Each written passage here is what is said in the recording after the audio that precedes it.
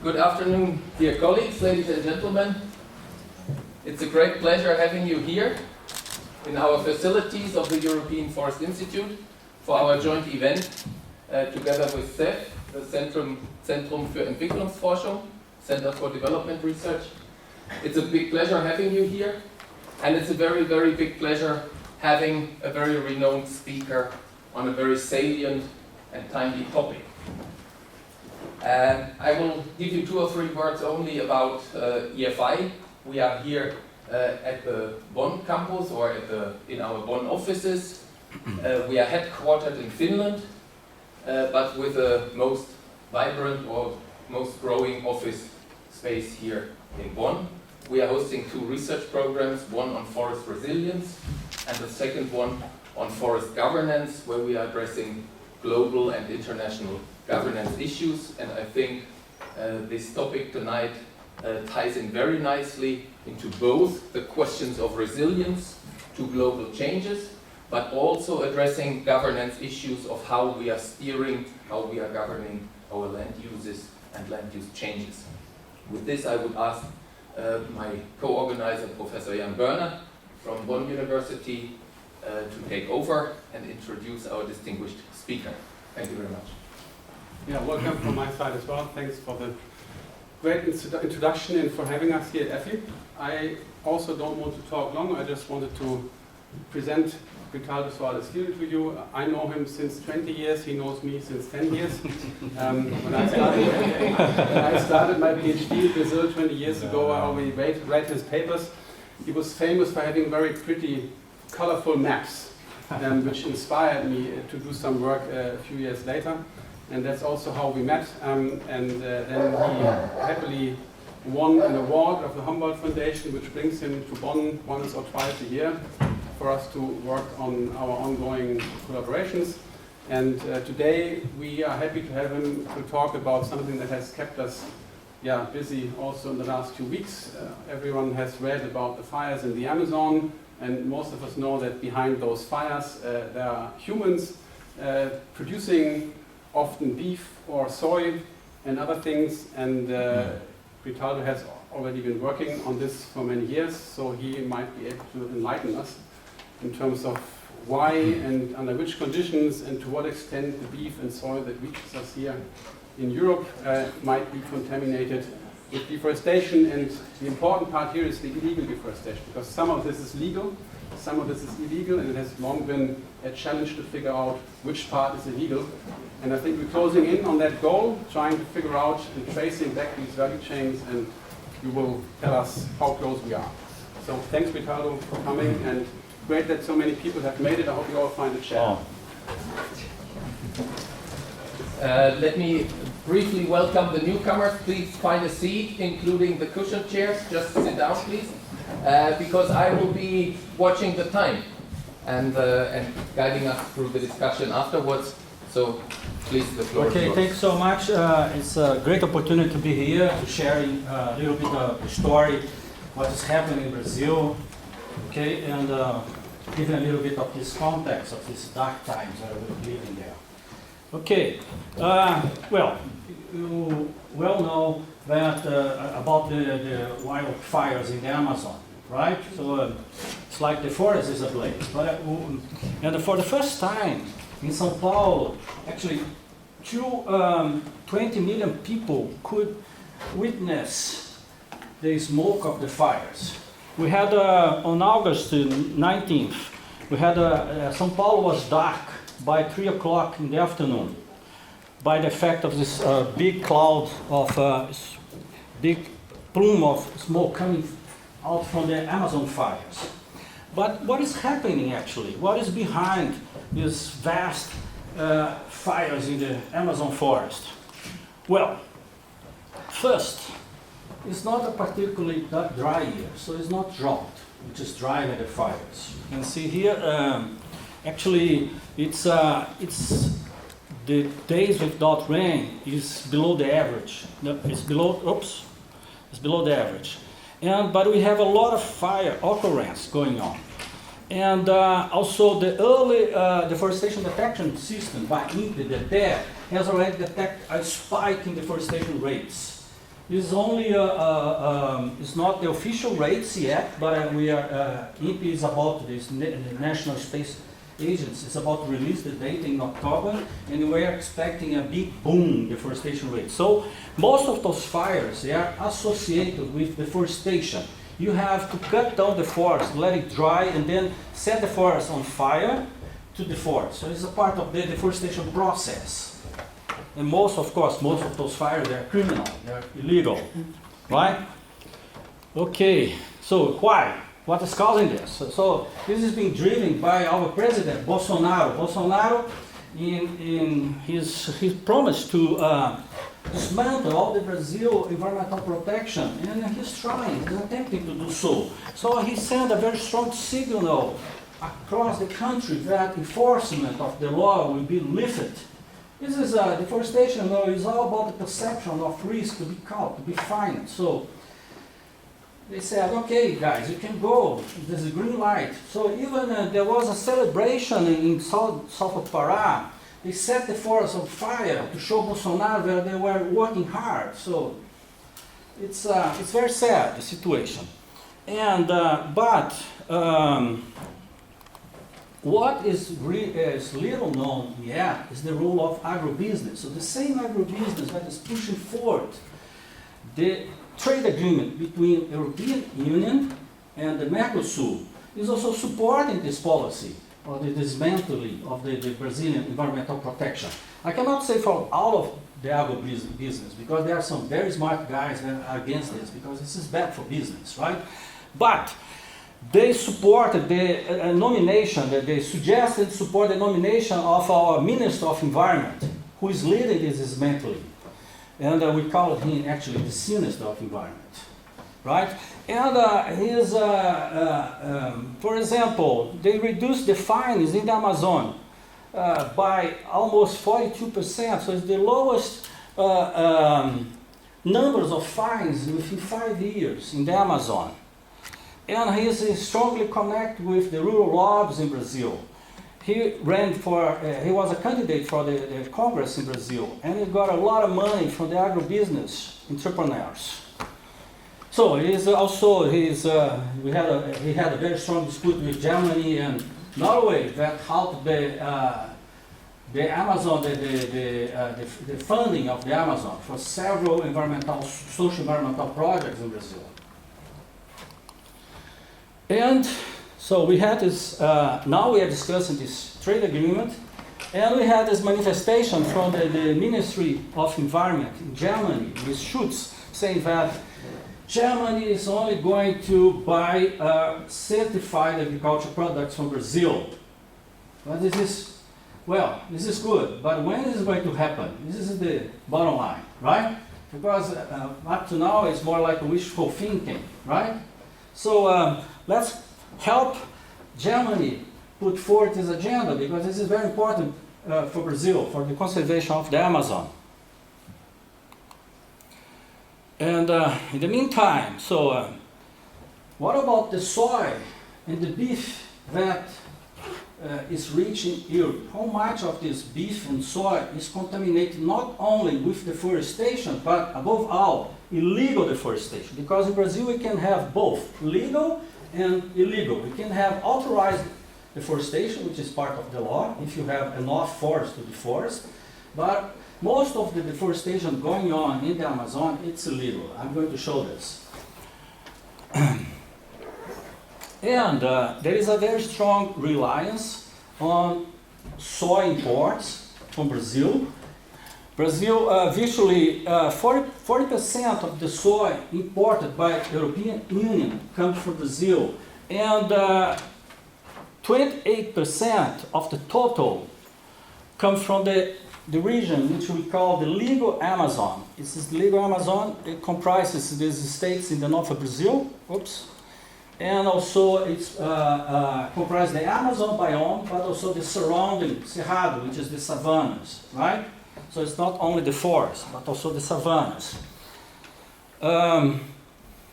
So here are the states that export more. Mato Grosso is the agriculture powerhouse of Brazil, is the most important state in terms of soy production and also exports to European Union, right?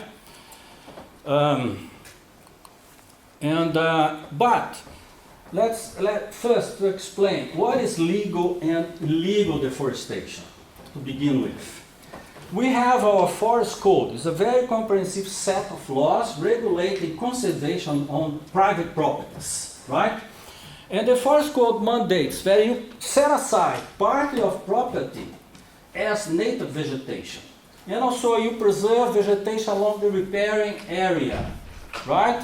And then you can use part of the property.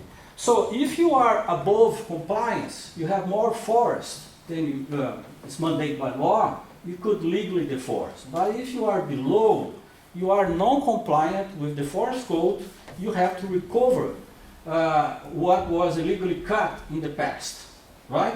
So and this is the conservation requirement goes from 80% in the Amazon to 20% in the other biomes. So in the Amazon, the law is very stringent because it demands that you conserve 80% of your property. It's a lot, right? Okay. And we had a revision of the forest code in 2012 that granted a large amnesty to parts of the forest. But in spite of that, this revision also brought new mechanisms to facilitate the implementation of the forest code, to enforce the forest code. And one of the most important, this is the online system to register the environmental compliance of all Brazil rural properties. It's about 5.4 million properties. It's a self-reporting system, so like income tax, you have to upload the data on your property, right? And you have to show how much vegetation you are setting aside, how much area are you using for agricultural purpose, and if you are below compliance, you have to propose what is called in Brazil PRA, is the Program for Environmental Regularization. You have to restore what was illegally cut in the past. This is a very, just to have an idea of the magnitude of order of this effort. So we did this assessment for Brazil as a whole, and we end up with this figure of 24 million hectares, which must be restored by the landowner on expenses. So this is about 2/3 of Germany, right? And it's even in our NDC. Our NDC, the National Determined Contribution, is proposing to restore 12 million hectares of degraded lands in Brazil, or pastures with low productivity. So it's a lot of effort, it's very ambitious, but it's part of our contribution to Paris Agreement to achieve at least part of the, fulfill the compliance of the forest code law. And this is a huge database. Thanks to the transparency of data in Brazil, it's still transparent, I don't know for how long, you can download a lot of information from the government website. So you can download all the properties boundaries that are in the system and do an analysis with those properties. This is what we did. It's a big data challenge because it's a lot of information.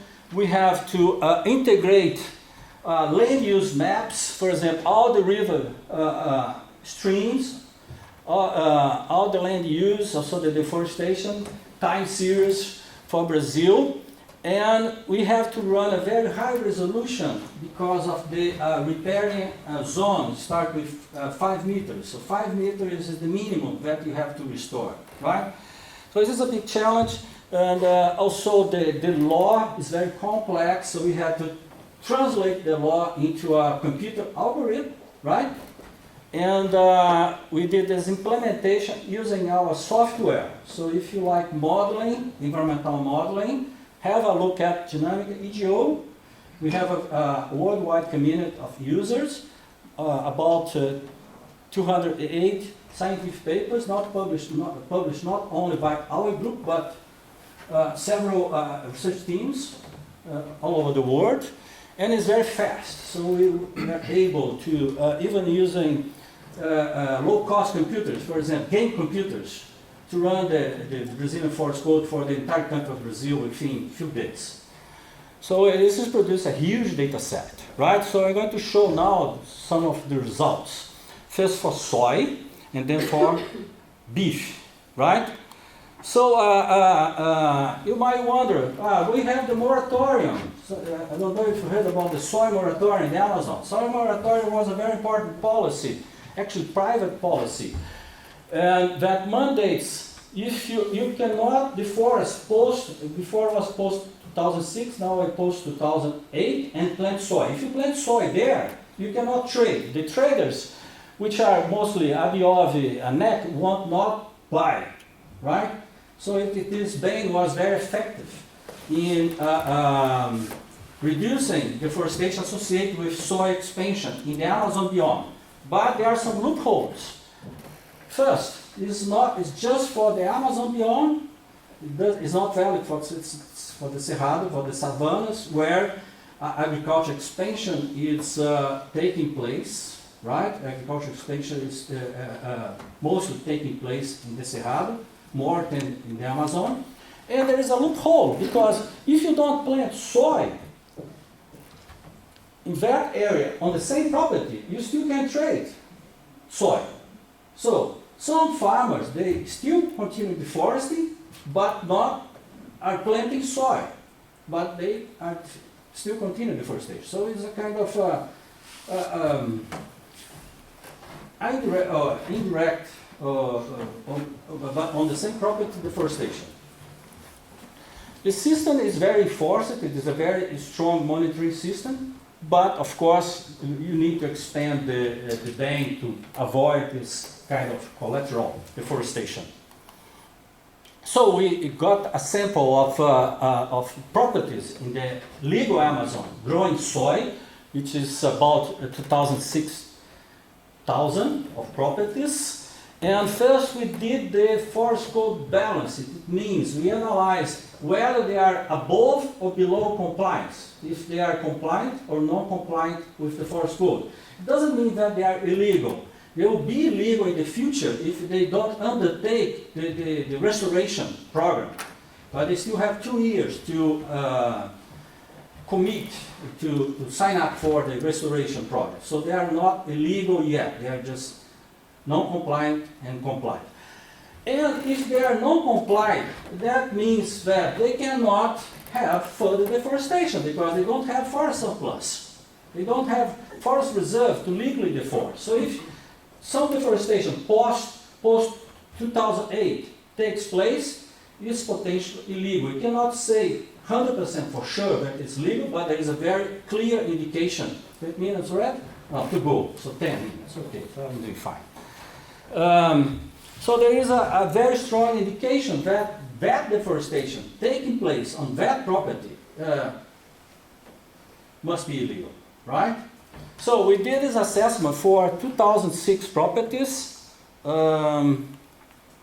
We show that about 17,000 are below compliance, so they are non-compliant with the forest code, but and that from that sample, about 6,000 properties are still undertaking or carrying out deforestation post 2008, which is the date set by the forest code where you cannot grant amnesty again. They gave a big amnesty before 2008, but any deforestation after 2008 either is legal, must be authorized, must be licensed, or is illegal, right? So we calculate that the 6,000 properties are still carrying out deforestation, and a fraction, this depends also of the sensitivity of the model, so a fraction from 3 to 4,000 with a strong indication of potentially illegal deforestation, right? So it's a reasonable fraction of the total sample. And we calculate the amount of soy produced on those lands, because we have also the maps of soy crops, and we calculate that about 8 to 10 million tons of soy annually are being harvested from those properties which are still undertaking illegal deforestation. Just to have an idea of order of magnitude, this represents almost the double that is important from those regions by European Union. So I'm not saying that all this soy is reaching here, but some of the soy imported by European Union is more likely to be contaminated by some degree of illegal deforestation from the Amazon region, right? And also we do validation. This is a sample of one property. This is using Google Earth. We say Google truthing right now, and we don't say more ground truthing. And this is the maps showing how deforestation has progressed over the years. In red is deforestation post 2008. Here's the soy. You see that they don't grow soy where they deforest, but they still are deforested. And this is all the information, our model outputs from each property. We are not looking, we cannot point fingers to individual properties because of the uncertainty of data, but we are using, we use aggregate figures to have an order of magnitude of the illegal deforestation and the potential soy harvest from those areas that may be reaching the European Union, right? Okay. And what about beef? You know that Europe is already the second destination of beef exported by Brazil. So you have Hong Kong, which is mostly China, right?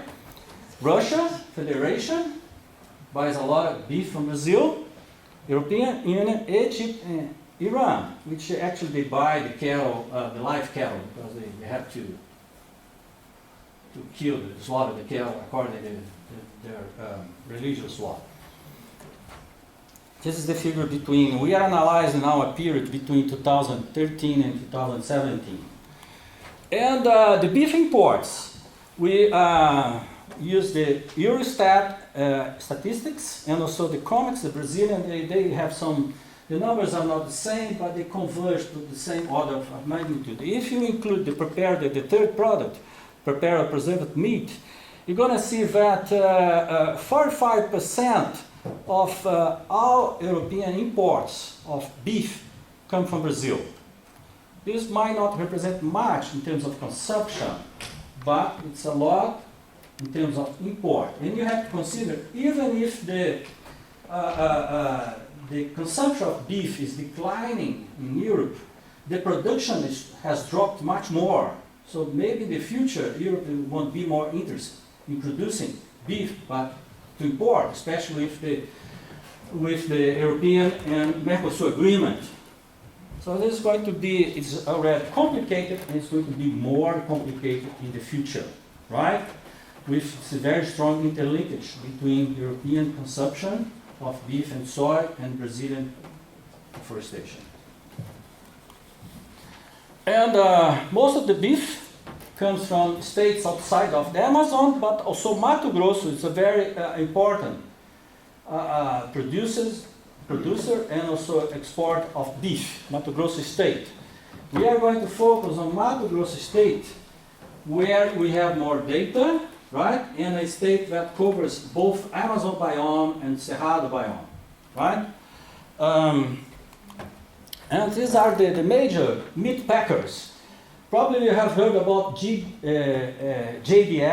is the largest meat packer in the world, thanks to the Brazilian income tax money, because the past government gave huge loans to JBS to buy meat packers all over the world. And so JBS is the largest meat packer and also exporter of beef from Mato Grosso. And what we did, every cattle transaction in Brazil, you must issue a document to transport the cattle, right? Which has the landowner's ID. And also with the car, this land registry, we also have the ID. Actually, this is information we get with contacts in the government, right? We don't download the ID information, right? So we did a matching between all those transactions of cattle during this 4 years period and with the cars, with the landowner's ID. This also was a big challenge. So we could match 80% of the records, which is it's a good thing because there's a lot of also there's a lot of loopholes in the system. People issue some documents but to fake transportation and so on. And so we had a sample of about 21,000 properties raising cattle in Mato Grosso, and we found out that about 15,000 are below compliance, so they are non-compliant.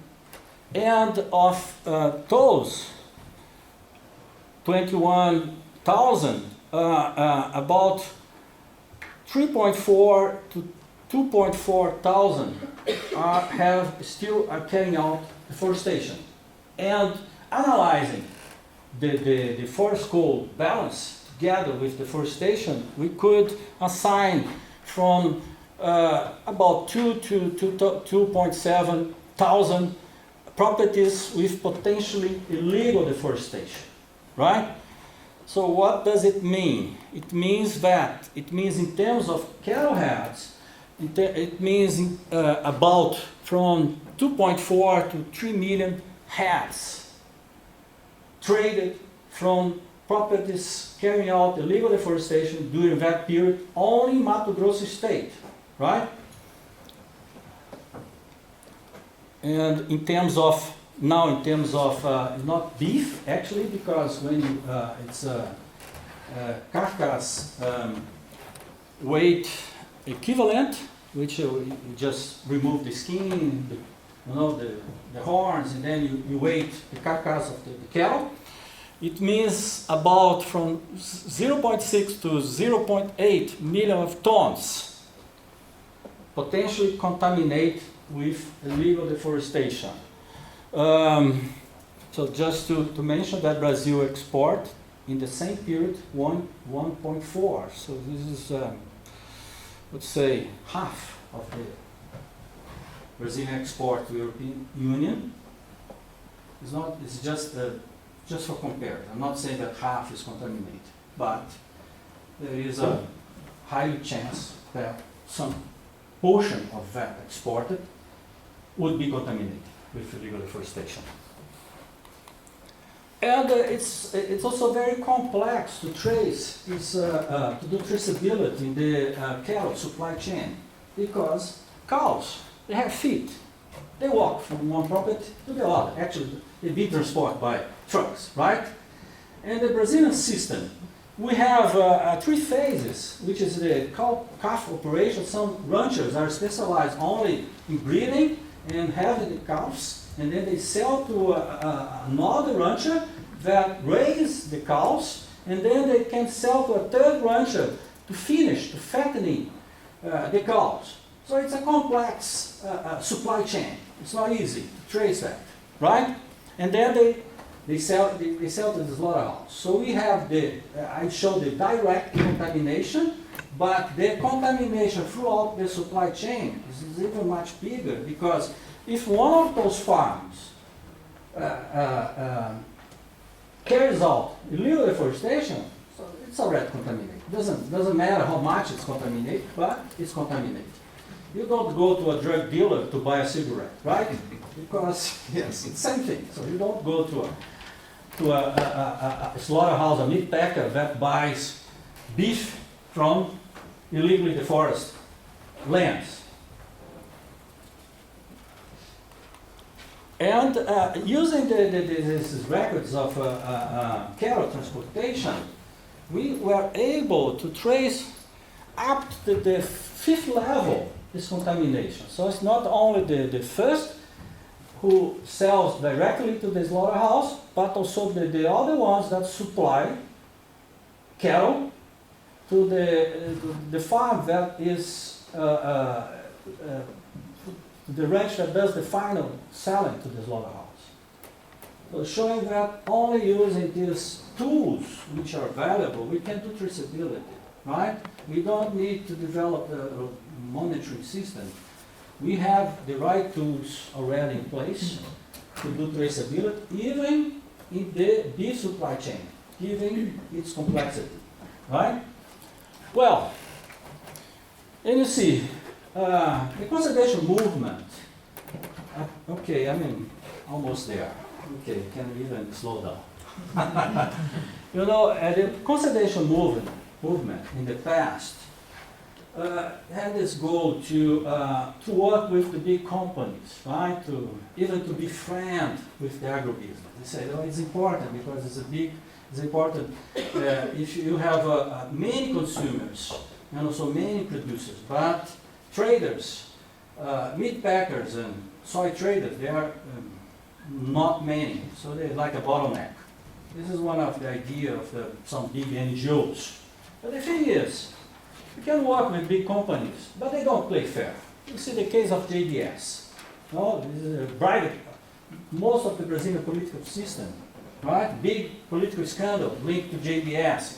Even after JBS was fined by the public prosecutors, still continued to buy cattle from embargo areas in Brazil. So you cannot trust big companies, right? You can work with, right? You must be aware of the risk. Right? You're just sleeping with your enemy. And so this is like the idea. So I am here to share the blame with you guys. No, European consumers are not exempt either, right? Also, there is a strong interlinkage, especially in the future. It's going to be stronger given the trade agreement between Mercosur and European Union. This is my son, my wife, and my daughter. So I just say also fighting for the conservation of the Amazon. So what about Fridays without meat? So we have to consume less beef. Of course, beef is not sustainable. They say sustainable beef ranch in Brazil. There's no sustainable beef. There could be sustainable chicken, pork, but forget about beef. And yeah, the recommendations just to, so it's very important to put pressure. Raise awareness here, so you could put pressure on your governments, so they could put pressure on the agribusiness in Brazil. It's the only one that Bolsonaro responds, the agribusiness, because agribusiness has backup Bolsonaro. So the only way that he can understand the value of conserve the Amazon is this is going to hinder Brazil's business, especially the export of agricultural commodities. Brazil is the second, I think just after the US, the second largest exporter of agricultural commodities, right? So, and we have the right tools, as I showed, to do to monitor the supply chains, but of course, there is a lack of political will. So we have to, we need your help to put more pressure and to develop this political will, especially in this sad times of Brazil, right? This is a far-right government, which doesn't care about the environment, doesn't care about the country. The only policy they have is to destroy the social fabric, destroy the policies in place in Brazil. And this is key not only for conserving the Amazon forest, but it's also key for achieving the Paris, the targets of Paris Agreement. Because there's no reason, that doesn't make much difference if Europe reduced greenhouse gas emissions here and then Brazil increased there. It's much cheaper to reduce emissions from deforestation than reduce emissions here in the industrial sector, transportation, energy sector in Europe. So you guys have to keep investing in conservation in Brazil, right? If we have to fight climate change mitigation. So this is my final message. And I want to acknowledge, I didn't put the Humboldt-Foundation here because maybe I thought this talk would be very sensitive, but I've been supported by the Humboldt-Foundation here in Germany. I'm very grateful for that support. Thanks so much, and I think I've gone before my time. It's over, so we have a lot of time for discussion.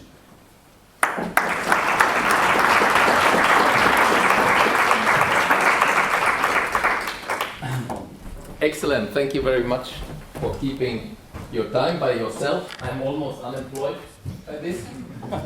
But with this, we are having time for your questions and comments. And I would ask everybody, also the backbenchers, to consider your questions and comments and bring them now, because in half an hour time, the opportunity is over and you will not get these type of opportunities too often. So please, the floor is yours.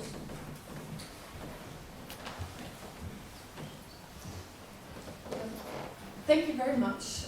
My name is Heike Hoffler. I work for German Development Corporation, GZ. Thank you very much for a very comprehensive overview of the situation. We've been working quite a bit with a number of teams on what could German government be doing in terms of is there space in the Mercosur agreement and the sustainability annexes, for example, and so on and so forth, and with colleagues who are much more conversant with that. If I take your recommendations right, actually, or if we go back a slide, may I ask you, I mean, if I'm asked by parts of German government what to further do on soil, we're already doing this. We are kind of trying to support German government to raise voice at Brussels level, to make deforestation a big issue, to have more monitors, and on the political goodwill, I think on the European side, at least in parts of European governments, and not so much a bottleneck. Now, when you talked about the business approaches, I mean, I'm not at all convinced that there's a lot to gain with the large agro-businesses in the situation. But when you said the Amazon moratorium was a private initiative and was effective, and later on you say there's nothing to gain, it's basically sleeping with the enemy. I didn't say there's nothing to gain. Is there nothing else one could do with the larger companies in terms of from the European side? That's my question. Okay, I'm not saying that there's nothing to gain. I just say that you must be aware that they don't play fair, and I think they learn to beat the conservation movement on its own game. We just published a paper, a piece of opinion last year, saying that traditional conservation strategy is still the best option. So it's all about name and shame. Right? They only respond to reputational risk. It's not that they are good guys. That's because this could affect their business. So we have to do right now is to do more naming shame. This, I think, is the best strategy given the political situation in Brazil. Right? If the political situation was different, if deforestation was not on the rise, so we could have a softer approach. But right now, we have to really confront. It's like going back to the trench. Right? And they are our enemies. Even if you don't say so, right? In the end, they are. And I showed that there is a very strong connection with part of Brazil. The rural lobbies are very strong. So they nominate the Minister of Agriculture, which came from their segment. The Minister of Environment, not the Agriculture. And Bolsonaro said that he wouldn't have a Ministry of Environment. And Agribusiness said, no, that's important, at least you. We have this impression the same Brazil, for the English to see. Because during the slavery period, the English blocked the traffic of slavery. But Brazil continued to import slavery, say, and they had a law that was forbade. And they say, no, this is not only for the English to see, right? So we have to put pressure on the agribusiness. That's the deal. They must be, and they are already very concerned. No, Blairo Maggi, I don't know if you heard of Blairo Maggi, is the biggest owner, the biggest soy trader in Brazil, so one of the big soy producers. He said, oh, we spent so much time to build this good image of Brazil, and Bolsonaro is already destroying it. So it's a big setback also for the good guys in the agribusiness. It's not say that everybody's bad, everybody's good, but the rural lobby, the Brazilian rural society is bad. It's bad in terms of they don't want they think conservation is a barrier to develop, which is the other way around, because the Amazon forest regulates the rainfall that provides the soil yields in Mato Grosso. If you keep cutting the forest, we're going to be a negative feedback on soil productivity, right? So it's bad for business. So we are having more questions, please. Good early Ministry of Environment. I just had from the discussion before me, I have now two questions. My first question was very technical with regard to the EU Action Plan on Deforestation. We have in the EU a forest monitoring for tropical forests. And there's the idea to have work together with trade. Yes, I know. And to work on in this direction. Do you think that that would be workable for tracing back commodities and deforestation-free commodities in Brazil? Was my technical question.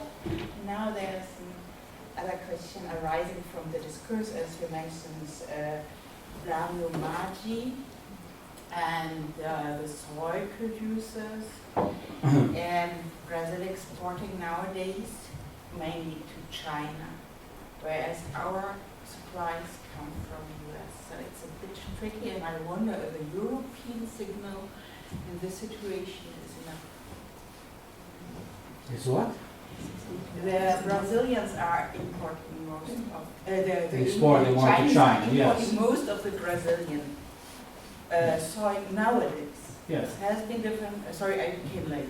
And is a European signal in this situation enough, or does it need others to engage? Yes, of course. We need others to engage, but someone must take the lead, right? And yeah, China now it's pretty much concerned about recovering its own environment. They have this big environmental red line project, which is aims to recover 20% of the Chinese environment. But of course, they don't care much about what's going on outside of China. So yes, we're counting on Europe right now, especially Germany and France, right? Who else? The US, the United States, Donald Trump? But I think this question also The implies... technical, no, sorry. No, go ahead. No. And also you asked about the traceability. I showed here that even with the cattle, the beef supply chain, using the official instruments, the tools made available by the Brazilian government, we can do that traceability. We don't need to develop a sophisticated monitoring system. You guys don't need to pay consultants agents to develop very expensive and fancy monitoring system. You just need to rely on the best science available in the country, Brazil. That's it. Very good point. Thank you very much. Thank you. Thank you very much for this interesting lecture. You've been talking a lot about what international actors can do to have pressure. I'd like to ask your opinion about what can be done internally, domestically as well. Do you Yes. see any room for organized civil society movements or role of courts, for example, in Brazil that could exert any pressure on Bolsonaro to change the situation? Yeah, it's very important. Yes, we are not supporting Bolsonaro. I know that his popularity right now is below 35%. And but they have a very clear plan to destroy the civil society fabric, right? So he even blamed NGOs for setting the Amazon on fire. So there's a clear attempt. I work with some NGOs that work with indigenous people in Brazil that got big grants from the US aid agency, and the government just objected. Said, no, we don't want you guys work with indigenous people. They are not allowed to enter the indigenous land anymore. So we are fighting back. Yeah, Brazilian society is not silent, right? But it's a long-term fight. What we can what we can do, we can go to the streets and rally. The students went twice to the streets, and there's a lot of opposition. All the newspapers, we have this is a good thing about Brazil. It's a democratic system, although we have this crazy president, it's a democratic system. We have freedom of speech. I'm not afraid of saying this and go back to the country, right? And we have a free press, very active free press. Of course, people now, they don't read the newspapers anymore. That's the problem, just following someone on Twitter. So they're getting more like radical because they don't get the whole picture.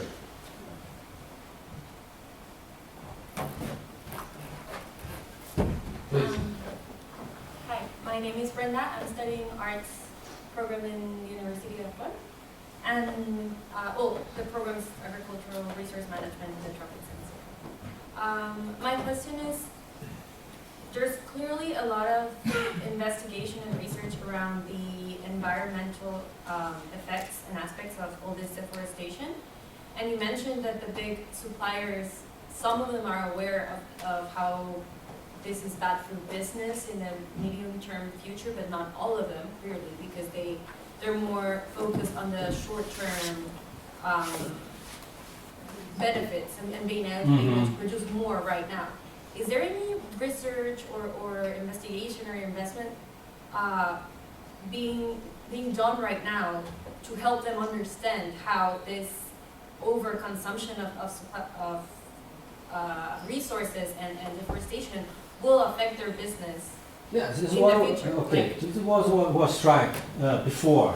There are several papers showing that conservation is good for the agribusiness. Even myself, my group, we published one showing the relationship between rainfall in the Amazon and productivity in Mato Grosso. I think they were aware, but business always comes first. What is important to mention is the role of the public prosecutors in Brazil. Just read that today there was this issue on the Ministry of the Public Prosecutors website, showing that now they are going to investigate a series of slaughterhouses in the Amazon to see if they are complying or they are buying from embargo areas or areas with legal deforestation. And they have the tools, right?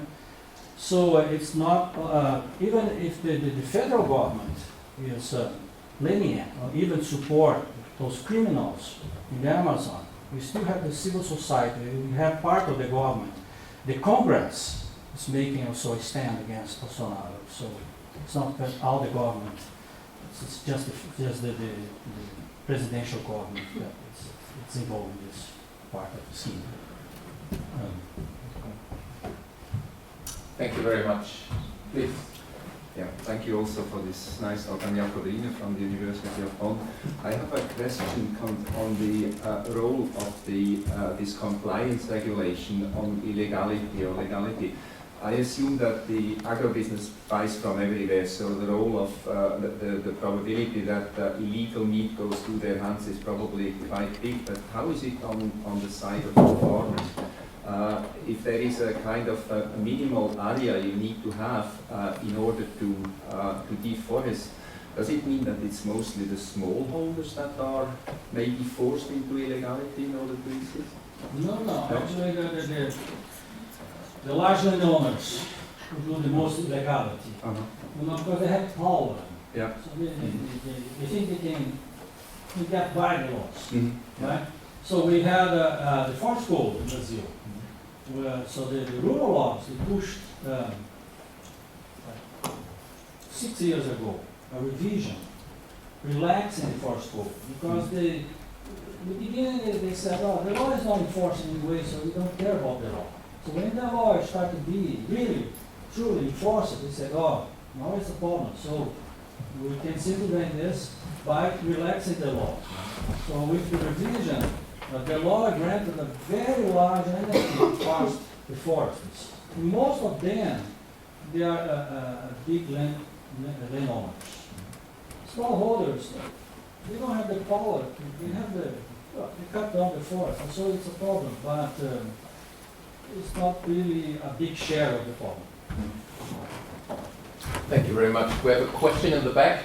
Yeah. And please don't restrain to questions, but you may also comment from your perspectives and by this challenge our expert. Thank you for a very good presentation. My name is Peter Iversen from the Climate Change Secretariat.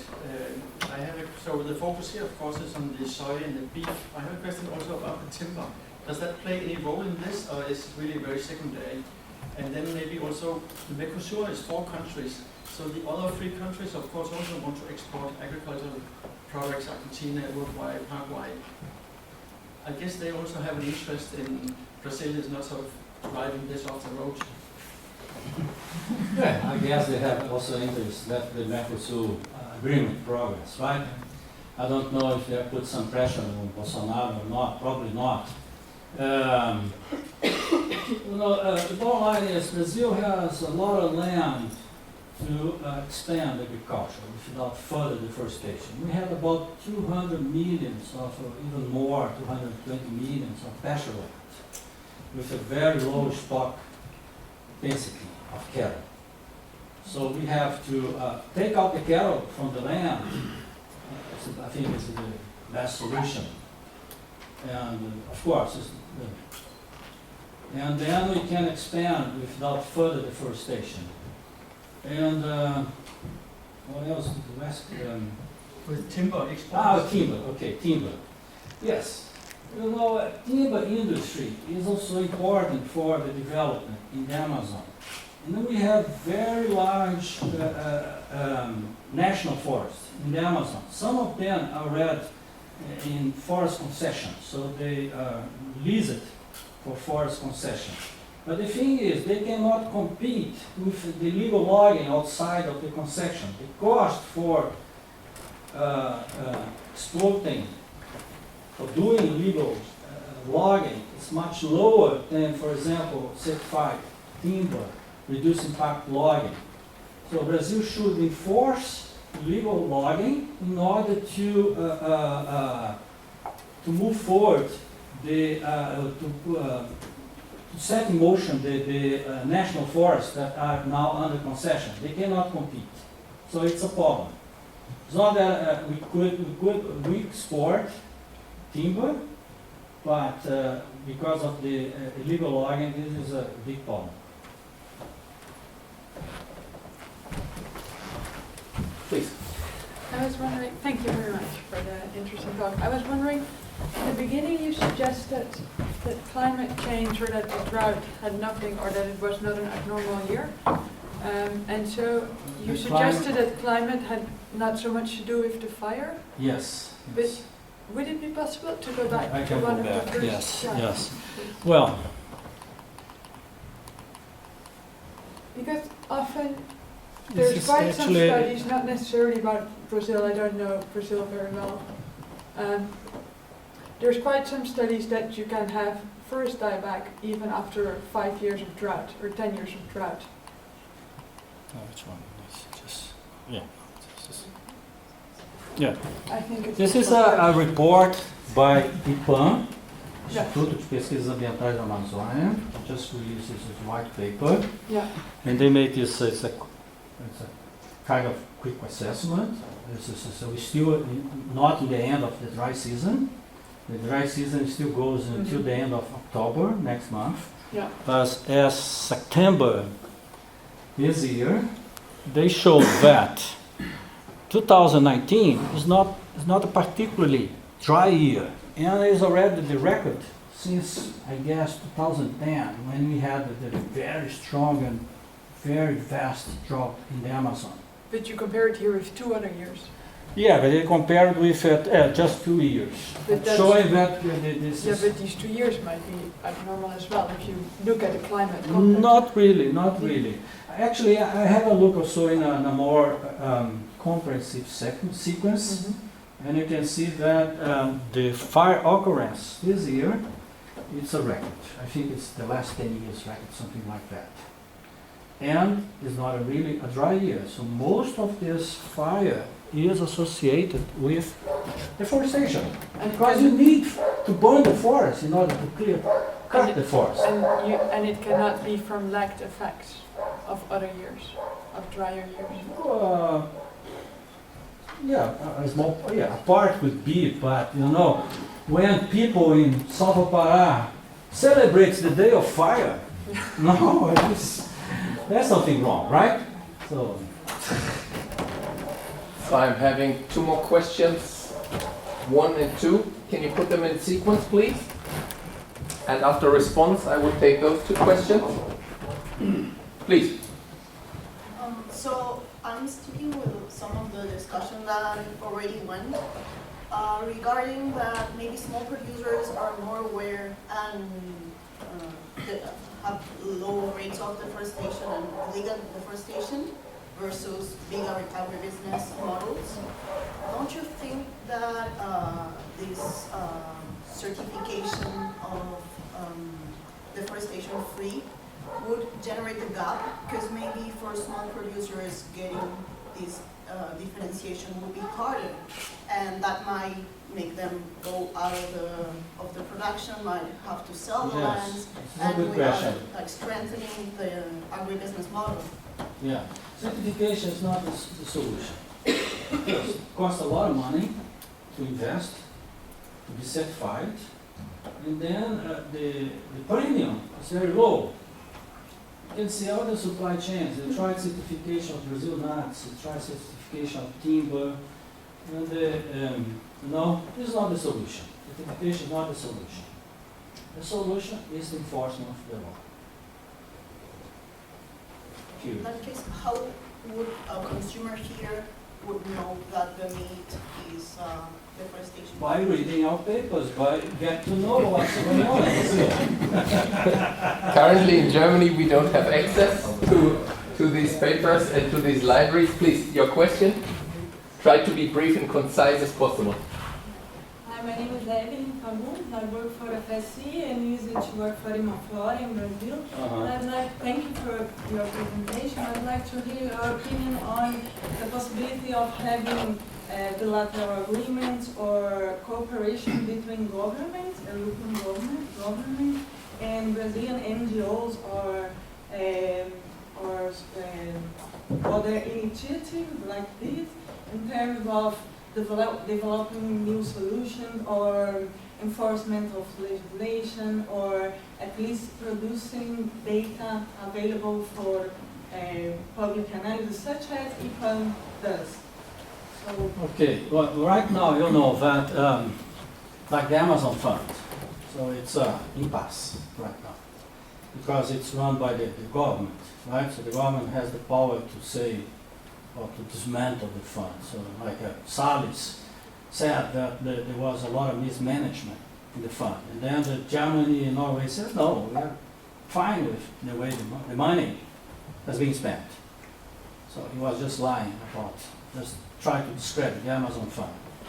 So now what we need is direct investments, NGOs, bypassing the government, right? So more than ever, we need to support the NGO social environmental movement in Brazil, right? To fight against the government.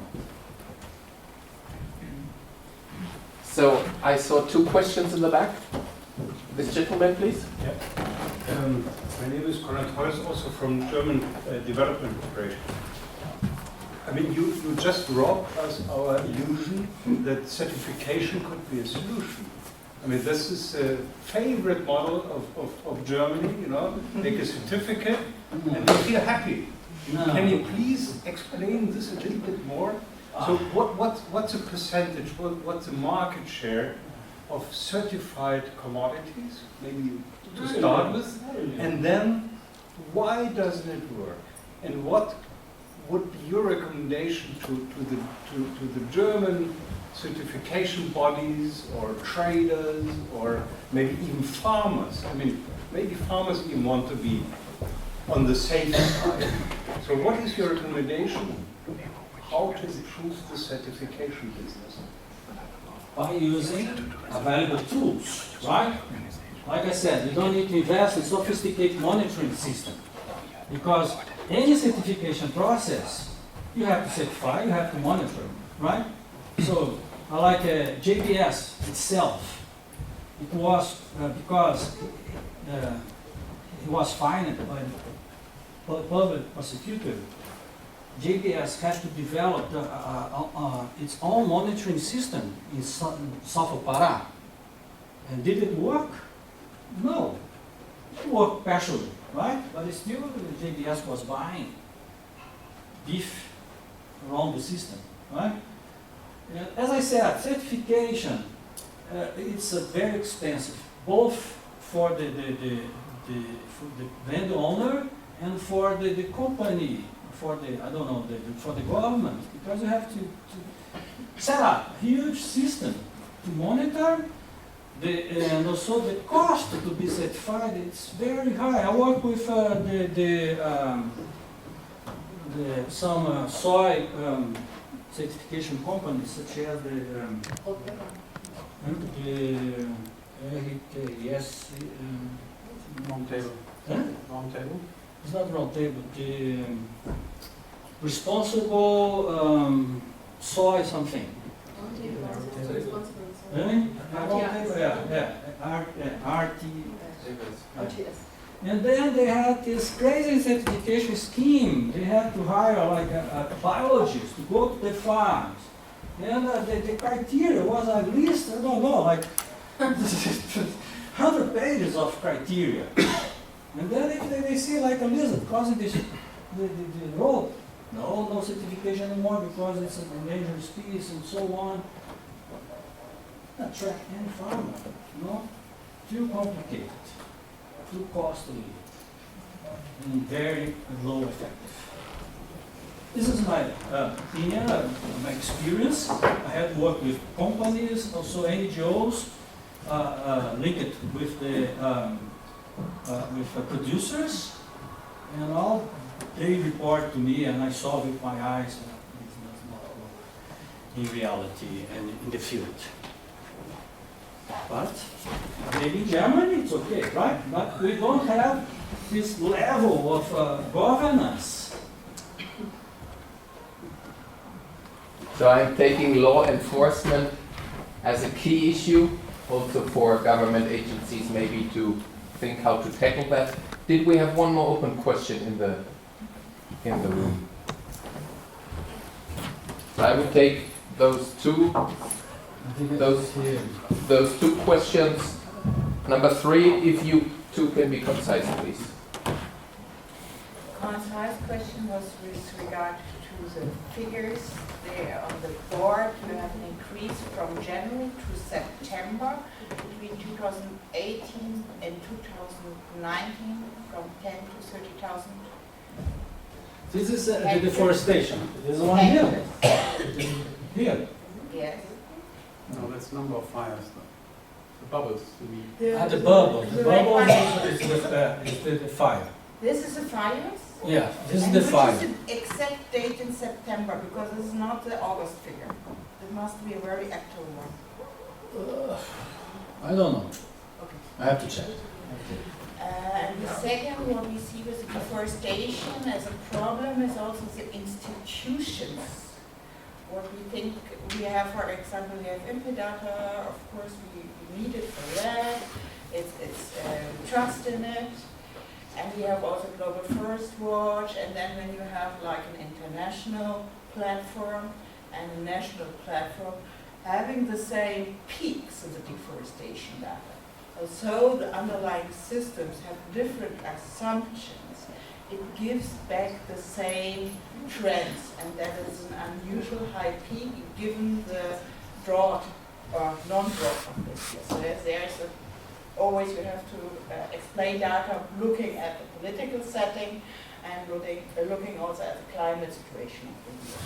And I think what is very important in deforestation is to trust in the institutions Brazil has built. And this is also important for the certification and for deforestation-free products.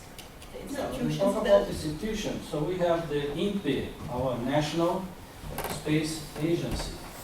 And Yeah, you have various sources of remote sensing data nowadays. But if I have to develop a work in Brazil, I would use INPE's data, because it's the official data, right? So we have trust in the institutions. Or not? Please. Yes, I would like to know, because as you said already before, that a large part of deforestation occurs on large land holdings, whether there are any legal efforts in Brazil to actually put forward the agrarian reform, as for example pronounced by the MST movement, and maybe just say that you disappropriate large landholders that do illegal deforestation, where it's easy to detect. Yeah, there was some initiative in the past government, but very little. Right now, forget about it. No way. But would it be helpful? Yes, well, no, it's like the reform agrarian in Brazil is like to give land to the poor people in the middle of nowhere. It doesn't help, it just cause more deforestation. You have to do with agrarian reform in areas that are suitable for growing crops, and also provide all the infrastructure. So, just give land is not the solution. You would take it from the ones that deforest. Yeah, but then the guys will take the land, because of course land is an asset, and then sell to somebody else. It's what happened in the Amazon with the settlement projects, and many settlement projects. You go there, you can see the lots now that belong to many owners now, they just belong to someone. Yeah. So. Thank you very much. Now we have time to take a last question. After that, we are a little bit into time constraints. I'm sorry that we then need to postpone your questions to the way out, because we have a follow-up event in this premises right after. So please, the last question. Thank you very much. Perfectly honored here. Wanted to come back to your Friday without meat. Now, on soy, I think a lot of evidence is there. On beef, when we looked into some of the figures, I mean, Germany in particular and the EU are not so much importing the beef. I mean, a lot of beef is consumed in Brazil. So, yes. What are the in-country forces for change? Who are the kind of the lead actors for eat less meat in Brazil? Because you're eating a lot of beef per capita consumption. Yes, I agree. That's a good message. But talk to the NGOs. They said that we have to develop sustainable cattle ranching.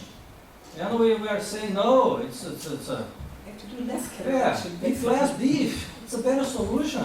Yeah, I published a paper 2 years ago criticizing this approach. Yeah. But we cannot have side days without beef, right? Churrasco, no? Yeah, but